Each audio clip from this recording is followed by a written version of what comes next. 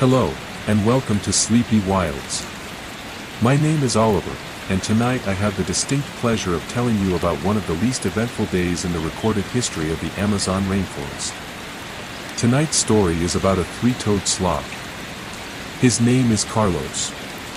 Carlos lives in the Amazon rainforest in Brazil, in the state of Amazonas, in a section of forest approximately 47 kilometers from the nearest town, which is called São Gabriel de Cachoeira and has a population of approximately 45,000 people, most of whom are not, at this moment, thinking about Carlos. In fact, to the best of available knowledge, no one has ever thought about Carlos specifically, as Carlos has not been the subject of any scientific study, has not been tagged or tracked or photographed by researchers, and has no social media presence of any kind. Carlos is, in every measurable sense, unremarkable. He is a three-toed sloth, Bradypus tridactylus, approximately 4.3 kilograms in weight, which is within the normal range for an adult male of his species. His fur is the usual brownish-gray of three-toed sloths, with the greenish tint caused by the algae that grow in the grooves of his hair, which is normal and expected and not something Carlos has any opinion about. He has been in the same tree for the past 11 days. This, too, is normal. Carlos remained on the branch. Nothing changed. The forest continued its business around Carlos, who was unaware of the forest's business. Carlos did not move. This was consistent with known sloth behavior and also with what Carlos had been doing for the past several hours. Nothing of any significance occurred during this period. This was also consistent with known sloth behavior.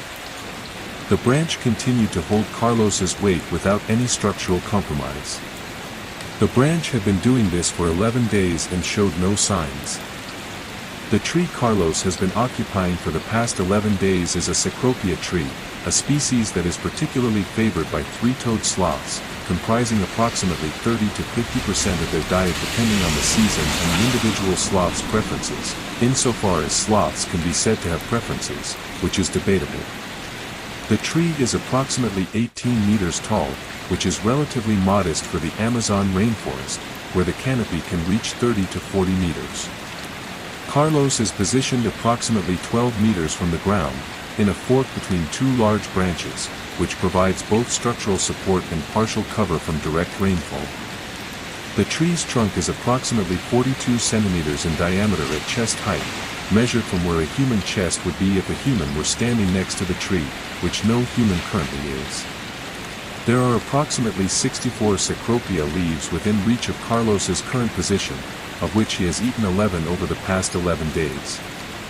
He will eat approximately one leaf per day, sometimes slightly more, sometimes slightly less, depending on factors that have not been identified by sloth researchers with any precision.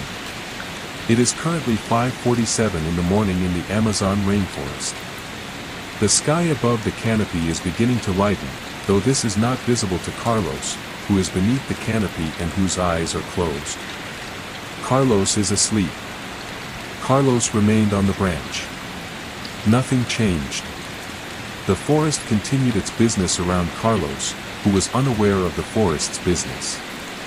Carlos did not move. This was consistent with known sloth behavior and also with what Carlos had been doing for the past several hours. Nothing of any significance occurred during this period. This was also consistent with known sloth behavior. Carlos has been asleep for approximately 19 hours and 12 minutes. This is slightly above average for a three-toed sloth, which sleeps between 15 and 20 hours per day, though some studies have suggested that sloths in the wild may sleep as few as 9.6 hours per day when fitted with activity monitors, while sloths in captivity sleep considerably more. Carlos has never been fitted with an activity monitor. He is sleeping 19 hours and 12 minutes because that is how long he has been asleep, and there is no further explanation available.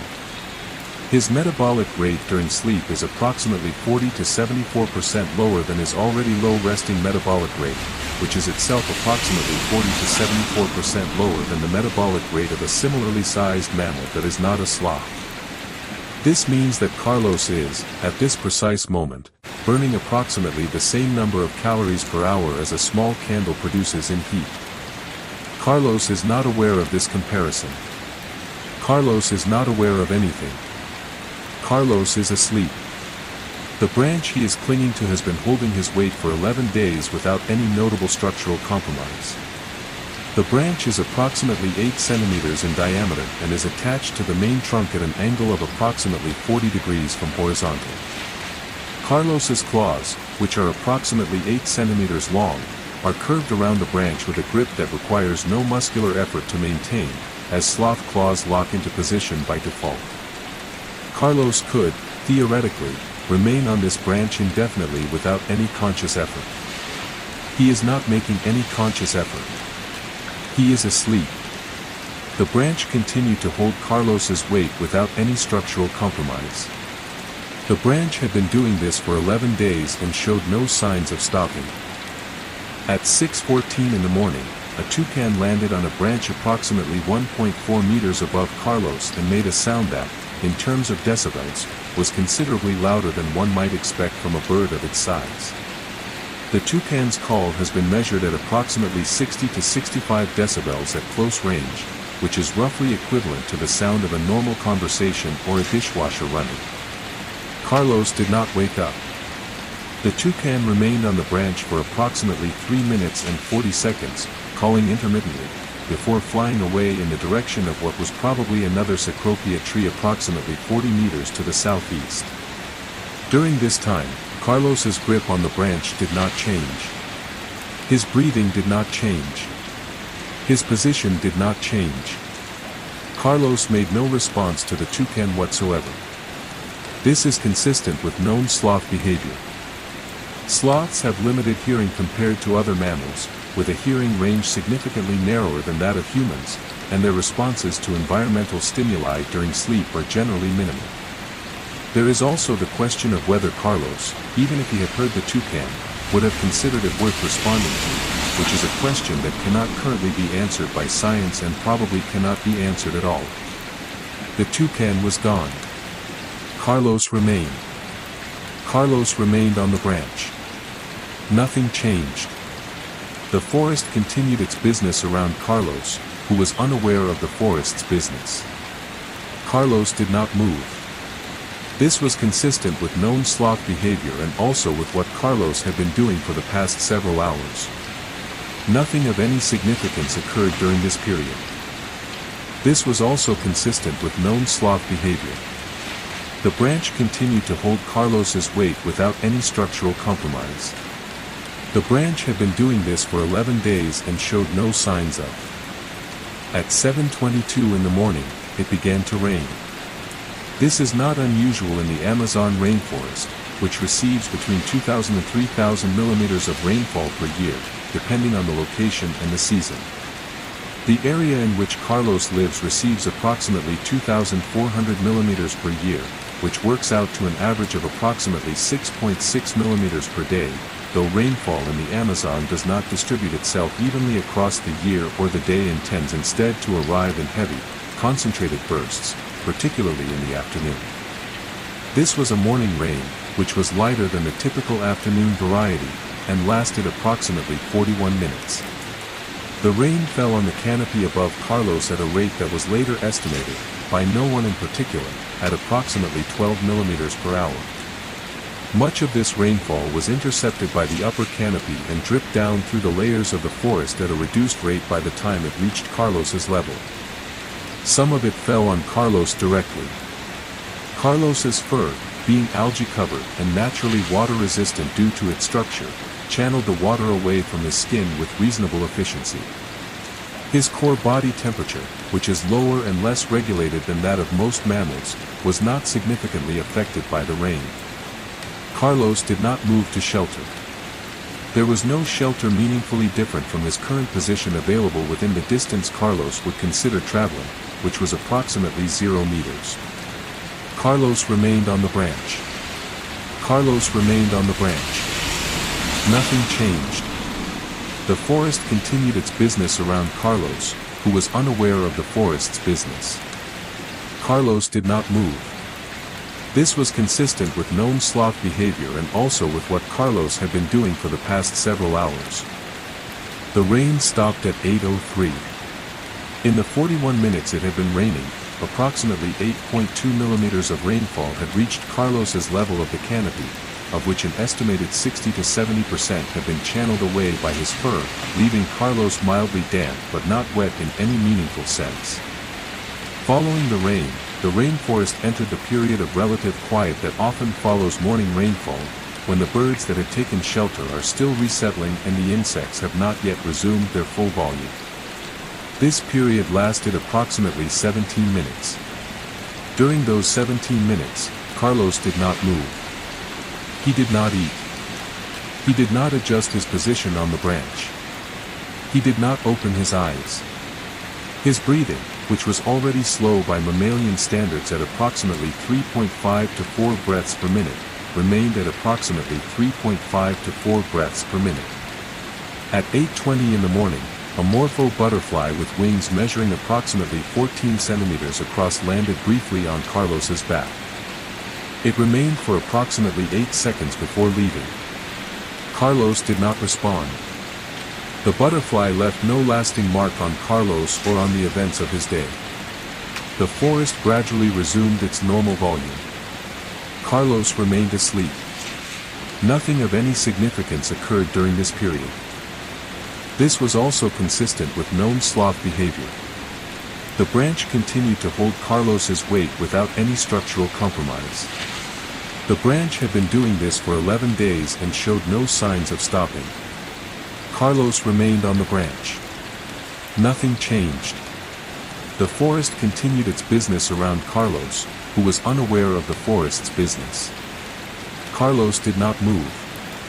This was consistent with known sloth behavior and also with what Carlos had been doing for the past several hours. At 9:51 in the morning, Carlos woke up. This requires some qualification. The word woke implies a transition from sleep to wakefulness that, in a sloth, is considerably more gradual and considerably less decisive than the word suggests. What happened at 9:51 was not so much a waking as a very slow beginning of a process that would, over the following 20 to 25 minutes, eventually result in Carlos being technically awake in the sense that his eyes were open and some proportion of his brain was registering input from the environment. The first sign that this process had begun was a slight change in Carlos's breathing rate, from approximately 3.5 breaths per minute to approximately 4.2 breaths per minute. This was not visible to any observer. There was no observer. The second sign was a very minor adjustment in the position of his left rear claw on the branch, a shift of approximately 2 millimeters that took approximately 90 seconds to complete. The third sign was that one eye opened approximately 1/3 of the way. It then closed again. It opened again at 10:04, this time to approximately half its full extent. It remained at half extent for the next 3 minutes and 20 seconds, during which time Carlos looked at a branch approximately 40 centimeters in front of him. The branch was, as far as could be determined, simply a branch. Nothing of any significance occurred during this period. This was also consistent with known sloth behavior. The branch continued to hold Carlos's weight without any structural compromise. The branch had been doing this for 11 days and showed no signs of stopping. Carlos remained on the branch. Nothing changed. The forest continued its business around Carlos, who was unaware of the forest's business. By 10:17 in the morning, both of Carlos's eyes were open to approximately 60% of their full extent. This represented the maximum they would open today, as sloths in bright conditions partially close their eyes to reduce light intake, and the filtered light of the Amazon canopy, while not bright by human standards, was sufficient to prompt this response in Carlos. Carlos looked at the forest around him for a period of approximately 8 minutes without moving any other part of his body. What he perceived during this time is not known. Sloth visual acuity is limited, they are nearsighted and have limited ability to detect detail at a distance, and their color vision is restricted compared to that of humans. The branch he had been looking at earlier was still there. Several leaves were visible. A section of sky was visible through a gap in the canopy approximately 3 meters to his left. The sky was pale blue with some cloud. Carlos's head, which had been in the same position for the past 19.5 hours, moved very slowly to the left. The movement covered approximately 12 degrees of arc and took approximately 4 minutes to complete. Carlos was now looking at a slightly different section of the forest. It contained similar elements to the previous section: branches, leaves, and in the distance, more branches and more leaves. Carlos appeared to find this satisfactory. Carlos did not move. This was consistent with known sloth behavior and also with what Carlos had been doing for the past several hours. Nothing of any significance occurred during this period. This was also consistent with known sloth behavior. The branch continued to hold Carlos's weight without any structural compromise. The branch had been doing this for 11 days and showed no signs of stopping. Following the consumption of the leaf, Carlos remained in the same position for approximately 40 minutes without doing anything that could be described as an activity. His digestive system, which operates at a rate considerably slower than that of most mammals, had begun the process of breaking down the leaf. This process would take approximately 1 month to complete. The leaf Carlos had eaten 11 days ago was still being digested. The leaf from 12 days ago was also still being digested. Carlos was, at any given moment, digesting between 8 and 12 leaves simultaneously. At 11:47, Carlos shifted his weight very slightly to the left, redistributing approximately 30% of his body mass from his right side to his left side. This shift took approximately 6 minutes to complete. The reason for the shift is not known. It may have been a response to minor discomfort. It may have been entirely involuntary. It may have been something that could, if you were extremely generous with the definition, be called a decision. There is no way to know. Following the weight shift, Carlos remained still. The forest around him continued its afternoon business. A spider monkey moved through the canopy approximately 9 meters above him, crossed from one tree to another in approximately 4 seconds, and was gone. Carlos did not look at it. Carlos was looking at the same section of middle-distance forest he had been looking at since 10:53. Nothing further occurred before noon. The branch continued to hold Carlos's weight without any structural compromise. The branch had been doing this for 11 days and showed no signs of stopping. Carlos remained on the branch. Nothing changed. The forest continued its business around Carlos, who was unaware of the forest's business. At 12:08 in the afternoon, Carlos's left eye closed.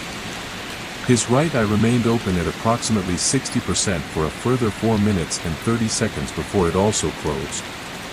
Carlos was, by 12:12, technically asleep again, having been awake for approximately 2 hours and 21 minutes. This was within the normal range for a waking period for a 3-toed sloth in the wild, though on the shorter end of that range. The branch on which Carlos was positioned had not changed. The tree had not changed.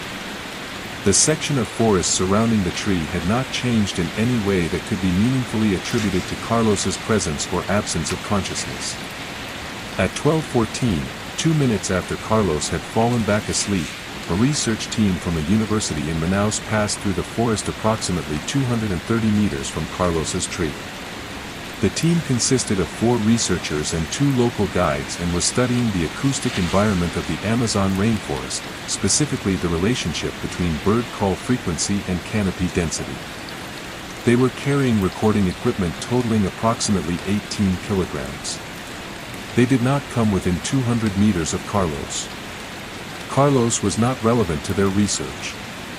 They recorded 63 distinct bird species during their transit of that section of forest. Carlos was not a bird. Carlos was not recorded. Carlos slept. Carlos remained on the branch. Nothing changed. The forest continued its business around Carlos, who was not contributing to it in any meaningful way. Carlos did not move. This was consistent with known sloth behavior. Nothing of any significance occurred during this period. The branch continued to hold Carlos's weight. The branch had been doing this for some time. Carlos's second sleep of the day lasted until 2:51 in the afternoon, at which point the same gradual awakening process that had occurred at 9:51 began again. The process was, in most measurable ways, identical to the earlier one. His breathing rate increased from approximately 3.5 breaths per minute to approximately 4.1 breaths per minute. One eye opened to approximately 1/3 of its extent. It then closed. It then opened again to approximately half its extent, where it remained for 6 minutes and 14 seconds. The main difference between this awakening and the previous one was that at some point during the initial phase, Carlos's right rear claw shifted position on the branch by approximately 3 millimeters. The direction of the shift was consistent with Carlos's weight having settled slightly to the left during his sleep, which had redistributed some of the load across his claws in a manner that prompted this minor adjustment. The adjustment took approximately 2 minutes and 5 seconds. Both eyes were open to 60% at 3:19 in the afternoon. Carlos looked at the forest. The forest had not changed significantly since he had last looked at it at approximately 11:53. The same branches were there. The same leaves. The same section of sky was visible through the same gap in the canopy, though the cloud that had been there this morning was no longer there. The sky was pale blue. Carlos appeared to find the pale blue sky satisfactory. Carlos remained on the branch. Nothing changed. The forest continued its business around Carlos, who was not contributing to it in any meaningful way. Carlos did not move. This was consistent with known sloth behavior. Nothing of any significance occurred during this period. At 3:27 in the afternoon, Carlos began to move. The word move is being used here in the loosest possible sense. What Carlos did was begin the process of repositioning himself on the branch in a way that would, approximately 25 to 30 minutes later, result in him being in a slightly different position on the same branch. The first component of this process was a shift of the left front claw from its current position to a new position approximately 6 centimeters further along the branch. This shift took 11 minutes. There was no obvious reason for the shift, in the sense that Carlos's previous position had been structurally sound and there was no visible stimulus that had prompted the change. It is possible that Carlos was responding to a very minor change in the distribution of his own weight. It is possible that the new position was simply marginally more comfortable than the old one in a way that is not detectable from the outside. It is also possible that there was no reason and that Carlos simply moved his left front claw 6 centimeters for no reason, which is also consistent with known sloth behavior. Following the repositioning of the left front claw, Carlos paused for approximately 9 minutes before making any further adjustments.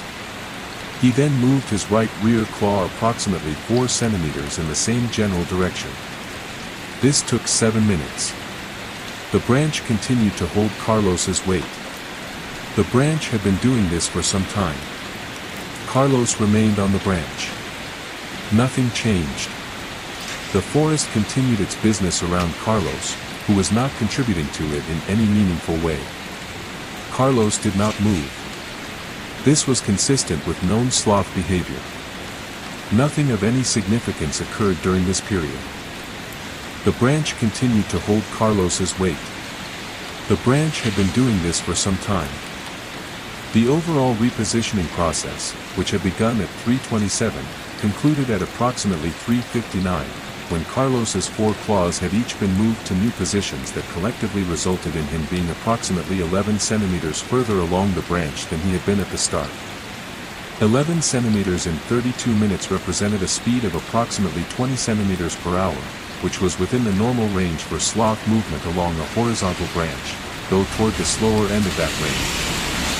Carlos rested in his new position for 14 minutes without doing anything further. The new position appeared to be, by objective measures, essentially identical to the old one. He was on the same branch, in the same tree, at the same height, with the same forest around him. The 11 centimeters he had traveled had not meaningfully changed his relationship to anything in his environment. At 4:13, Carlos reached out with his right front arm and grasped a new leaf. The leaf was approximately 27 centimeters from his body. The retrieval process took 1 minute and 58 seconds. Carlos brought the leaf to his mouth and began to chew at 4:15. The leaf was the 13th Cecropia leaf he had eaten in 11 days. It was similar in size and composition to the previous 12 leaves. Carlos chewed for approximately 13 minutes, which was 2 minutes longer than the previous leaf. The reason for this is not known. Carlos remained on the branch. Nothing changed. The forest continued its business around Carlos, who was not contributing to it in any meaningful way. Carlos did not move. This was consistent with known sloth behavior. Nothing of any significance occurred during this period. The branch continued to hold Carlos's weight. The branch had been doing this for some time. At 4:28, Carlos finished chewing leaf number 13 and swallowed it. He then remained in the same position for 22 minutes without doing anything. This period of post-leaf stillness is consistent with the typical sloth behavior of resting after feeding, though in Carlos's case it is difficult to distinguish resting after feeding from simply existing, as the two states are externally indistinguishable. At 4:50, the forest around Carlos entered the period of increased afternoon rainfall that characterizes the Amazon's weather patterns. The rain that had begun to fall was heavier than the morning rain, arriving in the form of large drops that struck the upper canopy with a sound considerably louder than the morning's lighter precipitation. The rate was approximately 22 mm per hour at the top of the canopy, reducing to approximately 9 mm per hour at Carlos's level after interception by the layers above. Carlos's fur channeled this water away from his skin with the same efficiency it had demonstrated in the morning. Carlos did not move to shelter. Carlos did not have a plan regarding the rain. Carlos was a sloth.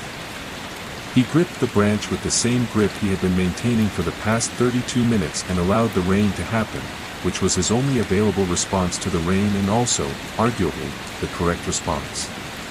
The rain continued. Carlos remained on the branch. Nothing changed. The forest continued its business around Carlos, who was not contributing to it in any meaningful way. Carlos did not move. This was consistent with known sloth behavior. Nothing of any significance occurred during this period. The branch continued to hold Carlos's weight. The branch had been doing this for some time. Carlos remained on the branch. Nothing changed. The afternoon rain lasted 1 hour and 7 minutes, which was 26 minutes longer than the morning rain, and deposited approximately 24.5 millimeters of additional rainfall at the canopy level. At Carlos's level, approximately 9 to 10 millimeters reached him directly. This brought the day's total rainfall at Carlos's level to approximately 17 to 18 millimeters, which was slightly above the daily average for this region at this time of year. During the rain, Carlos did not eat, did not sleep, did not move, and did not do anything that could be described as a response to the rain. He simply remained on the branch in his post-leaf 13 position, gripping it with the same grip, with his eyes open at approximately 60%, looking at the forest. The forest, being a rainforest, appeared entirely accustomed to the rain and showed no signs of finding it notable. A group of 6 red howler monkeys passed through the canopy approximately 14 meters above Carlos during the rain, moving rapidly from tree to tree. They were making the characteristic howl of their species, which has been recorded at up to 140 decibels and is one of the loudest sounds produced by any land animal. The howls lasted approximately 4 minutes. Carlos's eyes remained at 60%. His position on the branch did not change. The forest continued its business around Carlos, who was not contributing to it in any meaningful way. Carlos did not move. This was consistent with known sloth behavior. Nothing of any significance occurred during this period. The branch continued to hold Carlos's weight. The branch had been doing this for some time. Carlos remained on the branch. Nothing changed. The forest continued its business around Carlos, who was not contributing to it in any meaningful way. The rain stopped at 5:57 in the afternoon. In the 20 minutes following the rain, the forest went through its post-rain acoustic reset, with bird calls gradually resuming, insects returning to their previous volume, and the general ambient noise level of the Amazon rainforest returning to its baseline of approximately 65 to 70 decibels, which is roughly the volume of a busy office or a restaurant at moderate capacity. At 6:04, Carlos moved his head. This head movement was larger than the one he had made this morning, approximately 22 degrees to the right rather than 12 degrees to the left, and was completed in approximately 3 minutes and 10 seconds. Carlos was now looking at a section of forest that was, in most meaningful ways, very similar to the section he had been looking at before but was positioned approximately 22 angular degrees to the right of it. This section of forest contained the following: approximately 40 visible leaves of varying sizes belonging to at least 3 different species of tree, 2 branches of a neighboring tree crossing the visual field at different distances, a section of bark on the neighboring tree that had a slightly different coloration from the surrounding bark for reasons that were not immediately apparent, and 1 small brown bird of a species that could not be identified from Carlos's viewing angle, sitting on a branch approximately 3 meters away and doing nothing in particular. Carlos looked at all of this for 11 minutes. Carlos did not move. This was consistent with known sloth behavior. Nothing of any significance occurred during this period. The branch continued to hold Carlos's weight. The branch had been doing this for some time. Carlos remained on the branch. Nothing changed. At 6:15, Carlos began to descend the tree. This is a statement that requires significant contextual adjustment. In the context of most climbing mammals, descending a tree is a rapid process. In the context of Carlos, descending a tree is something that takes approximately 1 to 2 hours and involves a series of individual claw repositionings, weight shifts, and pauses so numerous and so similar to each other that describing them individually would require a document considerably longer than this story. What can be said is that at 6:15, Carlos's left front claw moved from its position on the branch to a new position approximately 8 centimeters lower and 4 centimeters to the right. This took 9 minutes. His right front claw then moved to a corresponding new position. This took 7 minutes. His left rear claw moved. His right rear claw moved. Carlos was now positioned approximately 12 centimeters lower on the tree than he had been at 6:15. The reason for this descent is not known with certainty. 3-toed sloths descend to the ground approximately once per week to defecate, which they do at the base of their home tree in a ritual that researchers have described as curiously predictable given the general unpredictability of sloth behavior. It is likely that Carlos was beginning his weekly descent for this purpose. Carlos last descended 11 days ago, which was slightly longer than his usual weekly interval, for reasons that are not available. The forest continued its business around Carlos, who was not contributing to it in any meaningful way. Carlos did not move. This was consistent with known sloth behavior. Nothing of any significance occurred during this period. The branch continued to hold Carlos's weight. The branch had been doing this for some time. Carlos's descent of the Cecropia tree continued through the early evening hours. By 7:30, he had descended approximately 2.4 meters from his original position, which had been 12 meters from the ground. He had therefore covered 2.4 of the 12 meters he needed to cover, which represented 20% of the total descent, in approximately 1 hour and 15 minutes. At this rate, Carlos would reach the ground at approximately 1 in the morning. At 7:41, Carlos paused on a section of trunk where the bark had a slightly different texture from the surrounding bark. He remained on this section for 12 minutes. He then moved his left front claw to a new position 6 centimeters below the previous position. He then paused for 8 minutes. He then moved his right front claw. He then paused for 6 minutes. The trunk of the tree was approximately 42 centimeters in diameter, as noted earlier. Carlos was clinging to the south-facing side of the trunk, which received marginally less direct sunlight during the day than the north-facing side. Whether this had influenced Carlos's original choice of position in the tree 11 days ago is not known. Whether Carlos is capable of making choices in a meaningful sense is itself a question that cannot currently be answered by science, though most researchers would suggest the answer is a qualified yes, with extensive qualifications. Carlos continued his descent. The forest was getting darker. Carlos remained on the branch. Nothing changed. The forest continued its business around Carlos, who was not contributing to it in any meaningful way. Carlos did not move. This was consistent with known sloth behavior. Nothing of any significance occurred during this period. The branch continued to hold Carlos's weight. The branch had been doing this for some time. By 8:47 in the evening, Carlos had descended approximately 4.1 meters from his starting position, which meant he was now approximately 7.9 meters from the ground. He was slightly less than halfway down.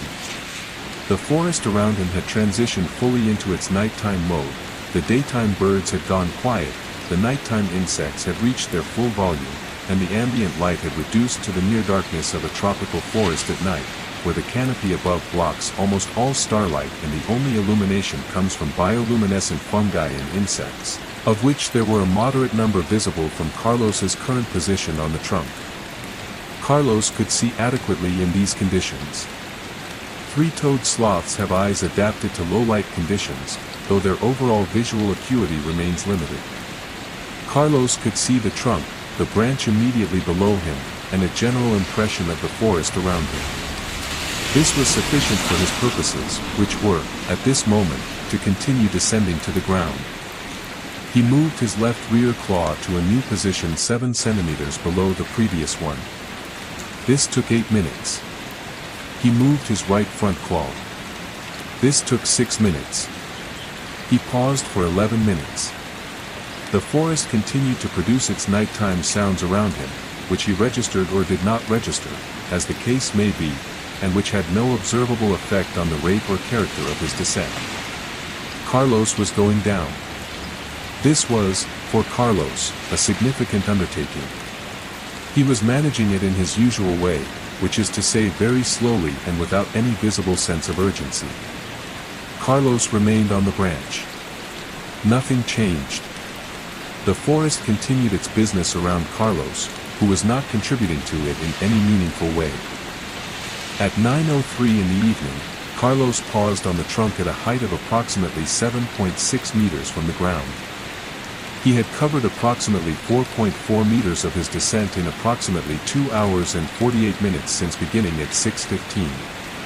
This represented an average speed of approximately 1.6 meters per hour, which was slightly below the lower end of the normal range for sloth vertical descent, which is typically cited as between 1.5 and 2 meters per hour in the available literature, though the literature on this specific topic is not extensive. Carlos's pause at this point lasted 23 minutes. During the 23 minutes, he did not move any of his claws, did not adjust his position on the trunk, and did not do anything that suggested he was aware that he had paused or that the pause had a specific duration. He simply stopped descending and remained stopped for 23 minutes before resuming. The section of trunk where Carlos had paused was approximately 42 centimeters in diameter, consistent with the diameter of the trunk lower down, as the trunk had not yet begun the gradual narrowing that would become more pronounced in the upper sections. The bark here had a slightly rougher texture than the bark above it, which may or may not have been relevant to Carlos's decision to pause at this specific point. Whether Carlos makes decisions is, as previously noted, a question with a qualified answer. Whether he made one here is unclear. At 9:26, Carlos resumed his descent. Carlos remained on the trunk. Nothing changed. The forest continued its business around Carlos, who was not contributing to it in any meaningful way. Carlos did not move. This was consistent with known sloth behavior. By 10:15 in the evening, Carlos had descended to a height of approximately 6.1 meters from the ground. This meant he had covered 1.5 meters in the 49 minutes since resuming his descent at 9:26, which represented an average speed of approximately 1.8 meters per hour during this phase, slightly faster than his earlier pace. At 10:15, a large spider of the genus Theraphosa, commonly known as the Goliath bird-eater, crossed the trunk of the tree approximately 30 centimeters below Carlos's current position. The spider was moving upward. It was approximately 28 centimeters in leg span, which is within the normal range for this species, and weighed an estimated 170 grams. It was moving at approximately 8 centimeters per second, which is considerably faster than Carlos's rate of movement. The spider and Carlos were therefore on the same section of trunk, moving in opposite directions, for a brief period. The spider passed Carlos at a horizontal distance of approximately 12 centimeters and continued upward. Carlos did not change his grip. Carlos did not change his direction. Carlos did not accelerate. Carlos continued to descend at his established pace, and the spider continued to ascend at its established pace, and after approximately 4 seconds their paths had diverged sufficiently that neither was in the other's immediate vicinity. Carlos's rate of descent was unaffected. Nothing of any significance occurred during this period. The trunk continued to hold Carlos's weight without any structural compromise. Carlos remained on the trunk. Nothing changed. The forest continued its business around Carlos, who was not contributing to it in any meaningful way. Carlos did not move. This was consistent with known sloth behavior. At 10:41 in the evening, Carlos reached a point on the trunk approximately 4.8 meters from the ground. He had now descended approximately 7.2 meters from his starting position of 12 meters. He was 60% of the way down. He paused again. This pause lasted 31 minutes, making it the longest pause of his descent so far. During the pause, a small gecko of approximately 9 centimeters in length moved across the trunk approximately 5 centimeters from Carlos's left rear claw, paused, regarded Carlos briefly with one eye, and then moved on. The gecko's assessment of the situation, if it made one, is not available. Carlos did not respond to the gecko. At 11:12, Carlos resumed his descent. He moved his left front claw 8 centimeters downward. He then moved his right rear claw. He then moved his right front claw. He then moved his left rear claw. This sequence took approximately 29 minutes, which meant that by 11:41, Carlos had descended an additional 9 centimeters, bringing his total distance descended to approximately 7.3 meters and his remaining distance to the ground to approximately 4.7 meters. At this rate, Carlos would reach the ground at approximately 1:47 in the morning. Nothing of any significance occurred during this period. The trunk continued to hold Carlos's weight without any structural compromise. Carlos remained on the trunk. Nothing changed. The forest continued its business around Carlos, who was not contributing to it in any meaningful way. Carlos did not move. This was consistent with known sloth behavior. Nothing of any significance occurred during this period. The trunk continued to hold Carlos's weight without any structural compromise. At 11:58 in the evening, it began to rain again. This was the third rainfall of Carlos's day, which was slightly above average. The Amazon typically experiences 1 to 2 significant rainfall events per day, though 3 is not unusual, particularly during the wet season, which this was. The rain fell at approximately 16 millimeters per hour at the canopy level, reducing to approximately 6 millimeters per hour at Carlos's current position on the trunk, which was now approximately 4.4 meters from the ground. Carlos's position on the trunk, clinging to the vertical surface, meant that the rain struck him at a different angle than it had when he was on the horizontal branch. More water fell directly on his back and head, and less was channeled efficiently away by the structure of his fur. He became somewhat wetter than he had been during the earlier rains, though not wet in any way that appeared to affect his functioning or his rate of descent. Carlos descended 4 centimeters during the first 20 minutes of rain. He then paused for 18 minutes. He then descended 6 centimeters. He then paused for 12 minutes. The rain continued throughout all of this at approximately the same rate. Carlos's descent continued throughout all of this at approximately the same rate, which is to say very slowly and with frequent pauses whose duration and frequency showed no correlation with the rainfall. Carlos was not adjusting his behavior in response to the rain. Carlos was simply descending. Carlos remained on the trunk. Nothing changed. The forest continued its business around Carlos, who was not contributing to it in any meaningful way. Carlos did not move. This was consistent with known sloth behavior. Nothing of any significance occurred during this period. The rain stopped at 12:34 in the morning. In the approximately 36 minutes it had been raining, Carlos had descended approximately 12 centimeters. He was now at a height of approximately 4.1 meters from the ground. At 12:39, 5 minutes after the rain stopped, Carlos paused on the trunk for what would turn out to be 27 minutes. During this pause, a column of leafcutter ants crossed the trunk approximately 60 centimeters below his current position, moving from right to left carrying fragments of leaf that were, in several cases, larger than the ants themselves. The column was approximately 2 centimeters wide and contained, by rough estimate, several hundred individual ants. The column took approximately 4 minutes to cross the full width of the trunk. Carlos was above the column and the column did not interact with Carlos in any way. At 1:06 in the morning, Carlos resumed his descent.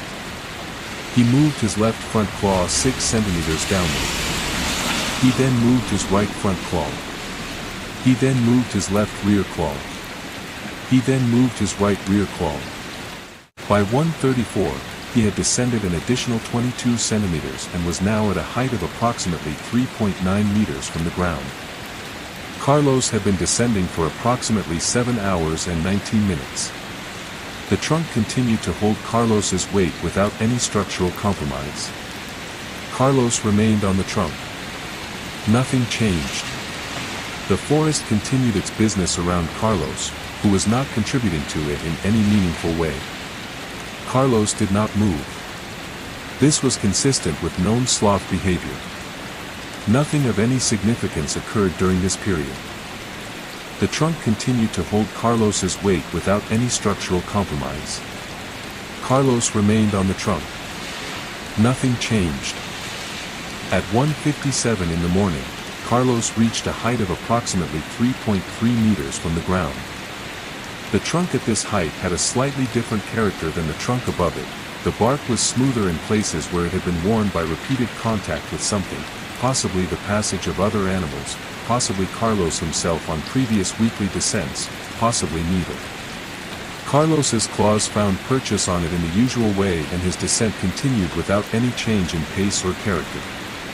At 2:09, a large moth with a wingspan of approximately 14 centimeters flew very close to Carlos's head, attracted by something, possibly a chemical signal, possibly simply by chance. It circled once and then departed. Carlos's position did not change. His grip did not change. His rate of descent did not change. The moth left no record of its interaction with Carlos, and Carlos left no record of his interaction with the moth. At 2:31, Carlos reached a height of approximately 2.7 meters from the ground. He had been descending for approximately 8 hours and 16 minutes.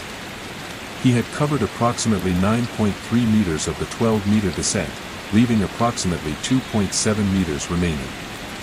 At his current pace, he would reach the ground at approximately 4:15 in the morning. The forest was very quiet at this hour. The forest continued its business around Carlos, who was not contributing to it in any meaningful way. Carlos did not move. This was consistent with known sloth behavior. Nothing of any significance occurred during this period. The trunk continued to hold Carlos's weight without any structural compromise. Carlos remained on the trunk. Nothing changed. The forest continued its business around Carlos, who was not contributing to it in any meaningful way. At 3:04 in the morning, Carlos was at a height of approximately 2.1 meters from the ground. He paused here for 19 minutes.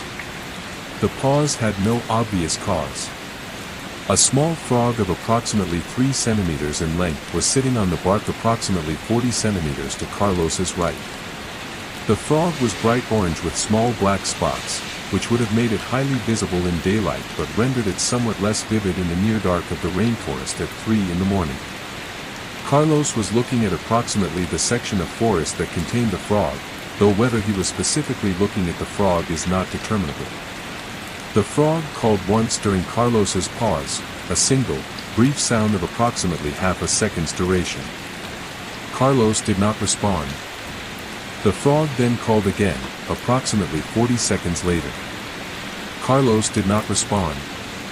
The frog called 3 more times over the following 6 minutes, each call approximately half a second long, before falling silent for the remainder of Carlos's pause. Carlos resumed his descent at 3:23. By 3:41 in the morning, Carlos was at a height of approximately 1.6 meters from the ground. He could, theoretically, be seen from the ground at this point by a person standing below looking upward, though there was no person standing below looking upward, as there were no people within several kilometers of Carlos's tree who were doing anything other than sleeping. Carlos did not move. This was consistent with known sloth behavior. Nothing of any significance occurred during this period. The trunk continued to hold Carlos's weight without any structural compromise. Carlos remained on the trunk. Nothing changed. The forest continued its business around Carlos, who was not contributing to it in any meaningful way.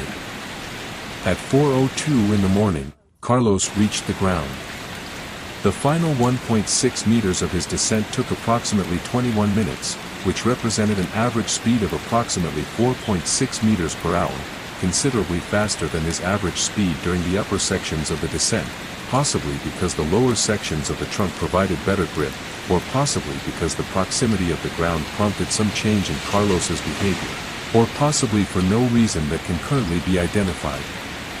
Carlos stood on the ground at the base of the cecropia tree. This is a statement that requires some clarification. Carlos did not stand in the way that most four-limbed animals stand. He hung, from his long curved claws, with his body suspended beneath him and his belly facing upward, in the posture that sloths adopt when they are on any surface, including the ground, because their musculature is adapted for hanging rather than for supporting their weight from below. This posture makes movement on the ground even more laborious than movement in the trees, and sloths on the ground are at their most vulnerable. Carlos's ground time would be minimal. He had descended 12 meters in approximately 9 hours and 47 minutes. This represented an average speed of approximately 1.2 meters per hour, which was below the lower end of the typical range but not outside the bounds of documented sloth behavior. Carlos did not move. This was consistent with known sloth behavior. Nothing of any significance occurred during this period. The trunk continued to hold Carlos's weight without any structural compromise. Carlos remained on the trunk. Nothing changed. The forest continued its business around Carlos, who was not contributing to it in any meaningful way. Carlos moved along the ground at a rate of approximately 0.24 meters per minute, which is equivalent to 14.4 meters per hour, which is the maximum recorded ground speed for a three-toed sloth under optimal conditions, and which sounds considerably more impressive than it actually looks when you see it. 0.24 meters per minute is approximately the pace at which a very slow person might move across a room if they had lost both legs and were using only their arms and moving through something slightly more resistant than air. He moved to the base of the tree, approximately 20 centimeters from the trunk, and defecated. The process took approximately 12 minutes and produced approximately 150 grams of material, which is typical for a weekly defecation event in a three-toed sloth. Sloths lose approximately one-third of their body weight during defecation, which in Carlos's case, at 4.3 kilograms, would suggest a loss of approximately 1.4 kilograms, though this figure refers to cumulative weight loss during extreme defecation events and is not representative of a single weekly event of the kind Carlos was currently undertaking. Carlos finished at 4:23 in the morning. He then remained at the base of the tree for 11 minutes without moving, which may have represented a recovery period or may simply have been Carlos being Carlos. Carlos did not move. This was consistent with known sloth behavior. Nothing of any significance occurred during this period. The trunk continued to hold Carlos's weight without any structural compromise. Carlos remained on the trunk. Nothing changed. The forest continued its business around Carlos, who was not contributing to it in any meaningful way. At 4:34 in the morning, Carlos began to ascend the Cecropia tree. The ascent would take, at his usual pace, approximately the same amount of time as the descent, which had been 9 hours and 47 minutes. This would mean Carlos would return to the vicinity of his usual position at approximately 2:20 in the afternoon, though he might stop at a different position on the tree, as sloths do not necessarily return to exactly the same spot. His first claw placement on the bark was at 4:34. His second claw placement was at 4:42. His third was at 4:49. He was 23 centimeters from the ground by 4:56 in the morning. The sky above the canopy, though not visible from Carlos's position on the trunk, was beginning its earliest pre-dawn lightning, the deep black of the middle of the night giving way, very gradually, to the deep dark blue that precedes dawn by approximately an hour. Carlos could not see the sky. Carlos was looking at the trunk of the tree, which was the same trunk he had descended over the past 9 hours and 47 minutes and which had not changed in any way he could have detected during that time. He began to climb. The forest was quiet. The night was nearly done. And Carlos had, by any available measure, completed what was, for him, an eventful day. He had slept. He had eaten 2 leaves. He had descended a tree. He had defecated. He had begun to ascend the same tree. Nothing else had happened, and everything else that had happened around him had happened without his involvement, which is, for Carlos, the usual arrangement. He climbed, one claw at a time, in the dark, in the forest, in no hurry at all. Carlos did not move. This was consistent with known sloth behavior. Nothing of any significance occurred during this period. Carlos's ascent of the Cecropia tree proceeded in the same manner as his descent, which is to say one claw at a time, at a pace that made his descent look rapid by comparison. The ascent of a vertical surface is, for a sloth, marginally more demanding than the descent in terms of the muscular effort required, though marginally is doing considerable work in that sentence, as the difference between the effort required for sloth descent and sloth ascent is not large by the standards of most mammals. By 5:22 in the morning, Carlos was at a height of approximately 58 centimeters from the ground. He had been ascending for 48 minutes and had covered 58 centimeters, which represented an average ascent speed of approximately 73 centimeters per hour, or roughly half the speed of his descent. This was within the expected range, as ascent is generally slower than descent for 3-toed sloths due to the increased muscular demand. The forest around Carlos had begun its pre-dawn transition. The nighttime insects were reducing their volume. The first morning birds were beginning to call, tentatively, from the upper canopy. The quality of the darkness had shifted very slightly towards something that could not yet be called light but could perhaps be called the absence of the deepest darkness. Carlos was looking at the trunk. The trunk had not changed. Carlos remained on the trunk. Nothing changed. The forest continued its business around Carlos, who was not contributing to it in any meaningful way. Carlos did not move. This was consistent with known sloth behavior. Nothing of any significance occurred during this period. The trunk continued to hold Carlos's weight without any structural compromise. Carlos remained on the trunk. Nothing changed. At 5:41 in the morning, dawn arrived in the Amazon rainforest above Carlos. This is a description of what happened above the canopy, which Carlos could not see. What Carlos could see was a very gradual increase in the ambient light level at his position on the trunk, from the near-complete darkness of the pre-dawn hours to something marginally brighter, the light filtering down through the 30 to 40 meters of canopy above him in a diffused, green-tinged way that bore little resemblance to the dramatic sunrises visible above the canopy. Carlos's position on the trunk at 5:41 was approximately 82 centimeters from the ground. He had been ascending for 1 hour and 7 minutes and had covered 82 centimeters, for an average ascent speed of approximately 73 centimeters per hour, essentially unchanged from his earlier rate. He paused at 5:41 for 14 minutes. During the pause, the bird calls above him increased in number and volume as more species began their morning activity. By 5:55, when Carlos resumed his ascent, the forest had reached approximately 70% of its daytime acoustic volume. A troop of spider monkeys passed through the upper canopy, approximately 12 meters above Carlos, moving rapidly and producing considerable noise. Carlos's rate of ascent was unaffected. The forest continued its business around Carlos, who was not contributing to it in any meaningful way. Carlos did not move.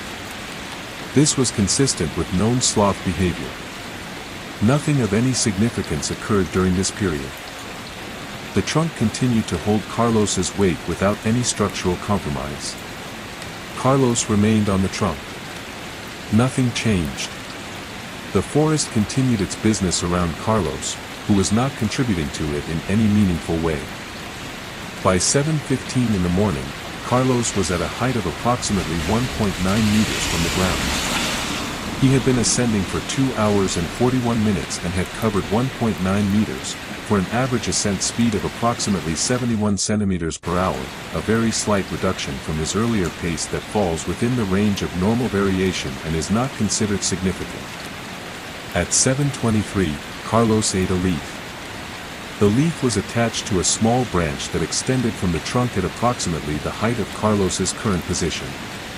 It was a cecropia leaf, as all the leaves at this height on this tree were cecropia leaves, as this was a cecropia tree.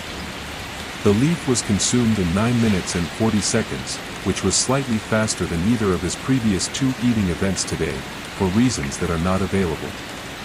This was the 14th leaf Carlos had eaten since arriving in this tree 12 days ago. Following the consumption of the leaf, Carlos paused on the trunk for 26 minutes without making any further progress in either direction. He then moved his left front claw 11 centimeters upward. He then moved his right rear claw. He then paused for 9 minutes. He then moved his right front claw. He then moved his left rear claw. By 8:22, he was at a height of approximately 2.1 meters from the ground, 20 centimeters higher than his position at 7:15. Carlos did not move. This was consistent with known sloth behavior. Nothing of any significance occurred during this period. The trunk continued to hold Carlos's weight without any structural compromise. Carlos remained on the trunk. Nothing changed. The forest continued its business around Carlos, who was not contributing to it in any meaningful way. The morning proceeded in this way. Carlos ascended. He paused. He ascended. He paused.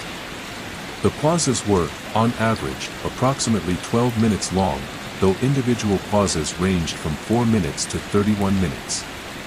The ascent segments between pauses covered between 6 and 14 centimeters.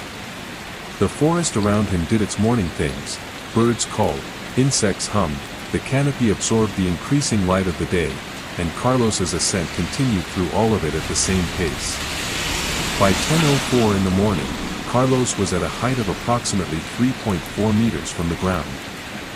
He had been ascending for 5 hours and 30 minutes and had covered 3.4 meters, for an average ascent speed of approximately 62 centimeters per hour, which was slightly slower than his earlier rate.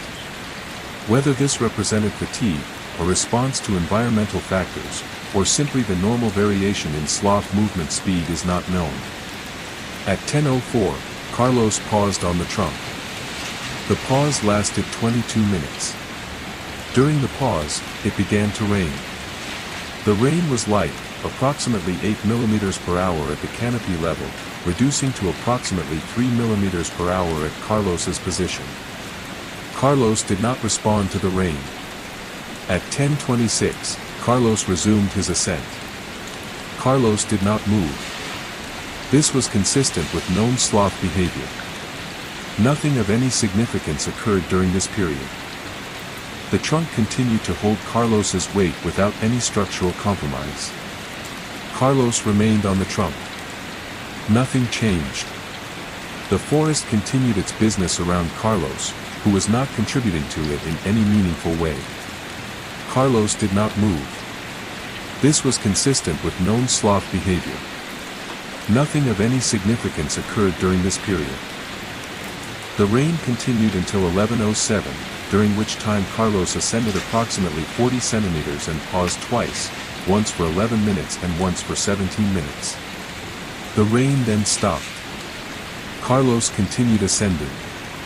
The post-rain acoustic reset of the forest, which had been noted earlier in the day during the first rainfall, occurred again in roughly the same sequence and with roughly the same timing. Carlos's ascent was not affected by the acoustic reset. By 12:31 in the afternoon, Carlos was at a height of approximately 5.1 meters from the ground. He had been ascending for 7 hours and 57 minutes and had covered 5.1 meters, for an average ascent speed of approximately 64 centimeters per hour. He was slightly less than halfway back to his original position. At 12:31, Carlos ate another leaf. This was the 15th leaf he had eaten in 12 days, making today, on which he had already eaten 3 leaves, a relatively high consumption day by his standards. The leaf was consumed in 11 minutes and 20 seconds. Following consumption, Carlos looked at a section of forest approximately 3 meters to his left for 16 minutes. The section of forest contained several branches, many leaves, and a red and green parrot that left after approximately 4 minutes. Carlos appeared to watch the parrot leave. Whether he was watching the parrot or simply looking in the direction the parrot had been in is not determinable. The trunk continued to hold Carlos's weight without any structural compromise. Carlos remained on the trunk. Nothing changed. The forest continued its business around Carlos, who was not contributing to it in any meaningful way. Carlos did not move. This was consistent with known sloth behavior. The afternoon passed in a manner consistent with the morning. Carlos ascended. He paused. He ascended. The forest around him went through its midday quieting, when bird activity typically reduces as temperatures peak, and then its gradual afternoon resumption as the temperature dropped slightly. A large blue morpho butterfly passed through Carlos's visual field at approximately 2:15 and was gone within 3 seconds. Carlos's rate of ascent was unaffected. By 3:47 in the afternoon, Carlos was at a height of approximately 7.3 meters from the ground. He had been ascending for 11 hours and 13 minutes and had covered 7.3 meters, for an average ascent speed of approximately 65 centimeters per hour. He was approximately 61% of the way back to his original position. At 3:52, the afternoon rain arrived. It was the heaviest rain of the day, at approximately 26 millimeters per hour at the canopy level and approximately 11 millimeters per hour at Carlos's position. Carlos became moderately wet, which is to say wetter than he had been at any previous point today, though not wet in any way that appeared to affect his functioning. He descended 0 centimeters during the rain. He also ascended 0 centimeters during the first 23 minutes of the rain. He then ascended 6 centimeters. He then paused. The rain continued. Nothing of any significance occurred during this period. The trunk continued to hold Carlos's weight without any structural compromise. Carlos remained on the trunk. Nothing changed. The forest continued its business around Carlos, who was not contributing to it in any meaningful way. Carlos did not move. This was consistent with known sloth behavior. Nothing of any significance occurred during this period. The afternoon rain lasted 1 hour and 19 minutes, which was the longest single rainfall event of Carlos's day and deposited approximately 34 millimeters at the canopy level. Carlos ascended approximately 21 centimeters during the rain, which was a slightly lower rate than his pre-rain ascent speed, possibly due to the wet conditions on the trunk making grip slightly more challenging, or possibly for no reason that can be identified. By 5:29 in the afternoon, the rain had stopped and Carlos was at a height of approximately 7.8 meters from the ground. He was approximately 4.2 meters below his original resting position of 12 meters. At his current average speed of approximately 65 centimeters per hour, he would reach the 12-meter mark at approximately 11:45 in the evening.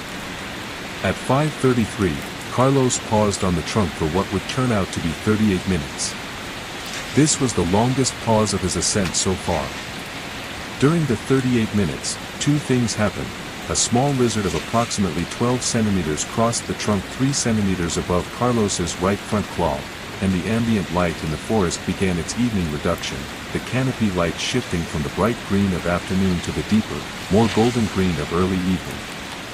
Carlos did not respond to the lizard. Carlos did not respond to the light change. The trunk continued to hold Carlos's weight without any structural compromise. Carlos remained on the trunk. Nothing changed. The forest continued its business around Carlos, who was not contributing to it in any meaningful way. Carlos did not move. This was consistent with known sloth behavior. Nothing of any significance occurred during this period. By 7:02 in the evening, Carlos was at a height of approximately 8.9 meters from the ground. He was approximately 3.1 meters below his original position. The forest had made its full transition to evening mode, the daytime birds had largely quieted, the nighttime insects were beginning their buildup, and the ambient light had reduced to the low, diffused green-gray of the Amazon forest at dusk.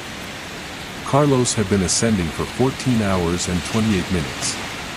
He had covered 8.9 meters, for an average ascent speed of approximately 61 centimeters per hour, which was a slight reduction from his midday pace and may have reflected the gradual accumulation of effort over a 14-hour period, though sloths are not known to experience fatigue in the way that most mammals do, and this explanation may not be correct. At 7:02, Carlos ate his third leaf of the day. The leaf was the 16th he had eaten in 12 days. It was consumed in 14 minutes and 15 seconds, which was the longest eating event of the day, possibly because the leaf was slightly larger than the previous leaves, or possibly for no reason that can be identified. Following consumption, Carlos remained still on the trunk for 21 minutes before resuming his ascent.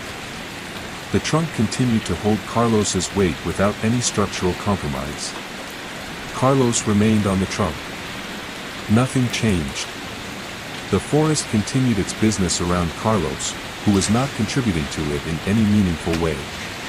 Carlos did not move. This was consistent with known sloth behavior. Nothing of any significance occurred during this period. The trunk continued to hold Carlos's weight without any structural compromise. Carlos remained on the trunk. Nothing changed. By 9:14 in the evening, Carlos was at a height of approximately 10.2 meters from the ground. He was 1.8 meters below his original position. He had been ascending for 16 hours and 40 minutes. At his current rate, he would reach his original height in approximately 2 hours and 45 minutes, which would be approximately midnight. At 9:14, Carlos paused for 26 minutes. He then ascended 14 centimeters. He then paused for 9 minutes. He then ascended 8 centimeters. He then paused for 14 minutes. He then ascended 11 centimeters. By 10:31, he was at approximately 10.6 meters, 1.4 meters below his original position. The forest was fully in its nighttime mode now. The same bioluminescent fungi that had been visible during his descent the previous night were visible again at approximately the same locations, which is consistent with their nature as organisms that produce light continuously, not intermittently. The same or similar insects were producing the same or similar sounds. The forest at 10:31 looked, as far as could be determined, very much like the forest had looked at 10:31 the previous evening. Carlos was somewhat higher than he had been at this time the previous evening, as at this time the previous evening he had been on his way down rather than on his way up. The forest continued its business around Carlos, who was not contributing to it in any meaningful way.